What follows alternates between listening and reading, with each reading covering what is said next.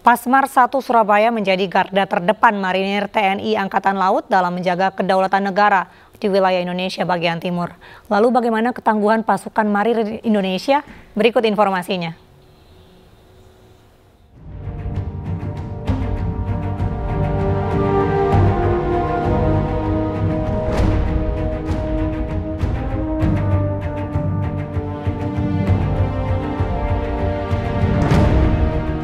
Pasmar 1 awal mulanya dibentuk pada saat ada perintah untuk melaksanakan regrouping satuan-satuan Korps Marinir yang pada saat itu Komandan Korps Marinir langsung membawahi Brigade Infanteri, kemudian resimen kavaleri, resimen artileri, resimen Banpur, dan juga pada saat itu ada Batalion Intai Amfibi 1 Korps Marinir, serta batalion-batalion marinir pertahanan pangkalan.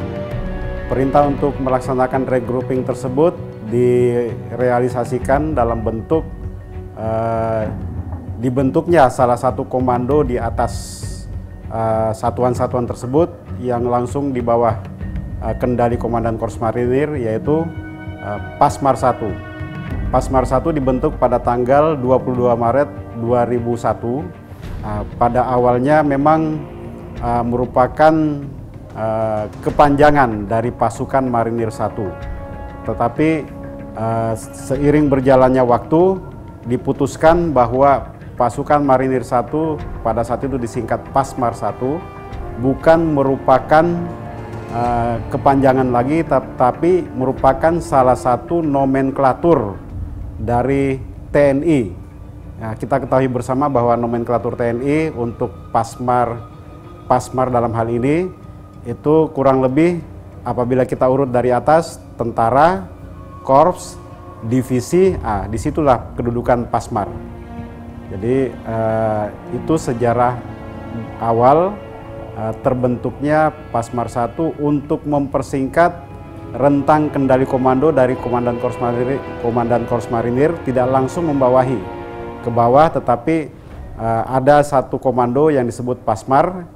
Dalam hal ini Pasmar 1 yang diresmikan pada tanggal 22 Maret tahun 2001. Pasmar 1 dalam hal ini membawahi satu brigade infanteri, kemudian 3 resimen kesenjataan, yaitu resimen kavaleri 1, resimen artileri 1, kemudian resimen bantuan tempur 1. Juga ada satu batalion pasukan khusus, yaitu Batalion Intai Amfibi Marinir 1, serta batalion-batalion marinir pertahanan pangkalan. Batalion-batalion marinir pertahanan pangkalan ini sesuai dengan jumlah lantamal yang ada di bawah, dalam hal ini di wilayah timur yang ada di bawah komando dari Panglima Komando Armada Timur.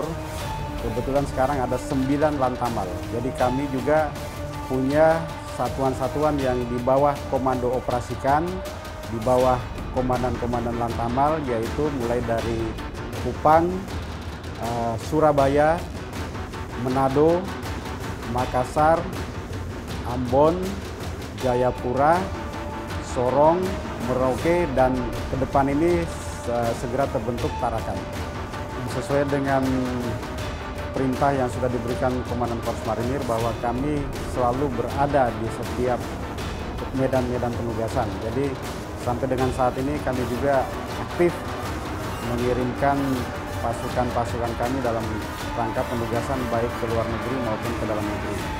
Ke luar negeri seperti dalam rangka mendukung misi perdamaian dari PBB, baik yang ada di Lebanon, ya di Kongo, di Sudan, maupun di tempat penugasan yang lain, termasuk dalam negeri. Kami hadir di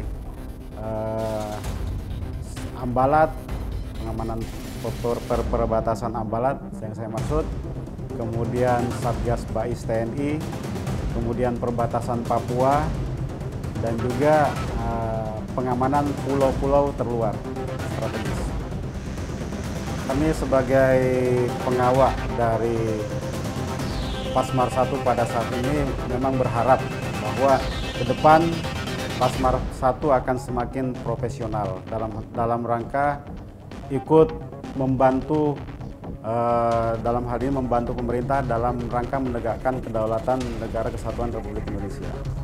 Yang kami maksud dan kami harapkan pada saat ini bahwa kami secara profesional sudah berusaha secara bertahap, bertingkat dan berlanjut untuk melatih diri. Juga dalam rangka tugas tersebut yang kami perlukan sebetulnya modernisasi dari material-material dan peralatan tempur kami yang pada saat ini masih secara bertahap memang sudah mulai dipenuhi oleh pemerintah. Ke depan akan semakin lengkap dan semakin berkualitas dalam rangka menyesuaikan perkembangan ilmu dan teknologi pada saat ini. Prajurit Korps Marinir harus profesional, berkarakter dan dicintai rakyat. Profesional sudah kami godok setiap hari dalam rangka meningkatkan dan mempertahankan profesionalisme kami sebagai prajurit Matra Laut dan sebagai prajurit pasukan pendarat amfibi. Kemudian kita harus berkarakter, itu kami juga sesuai dengan pembinaan tradisi Korps Marinir. Kita salah satu contohnya adalah bahwa prajurit marinir adalah satu. Apapun kesenjataannya, baik dia itu satuan infanteri, apakah dia kavaleri, artileri, maupun satuan dari bantuan tempur, juru masak sekalipun yang ada di perbekalan dan peralatan, dia tetap marinir dan baretnya cuma satu.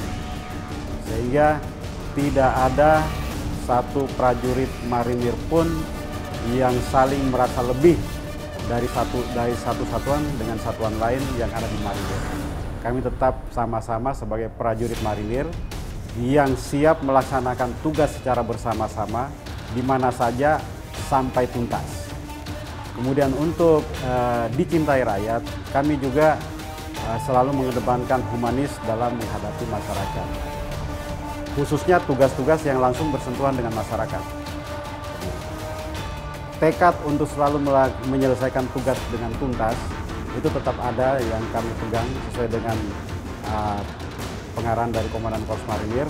Tetapi dalam menghadapi masyarakat tentunya ada hal-hal yang harus kita pegang sehingga kita bisa dekat dengan masyarakat.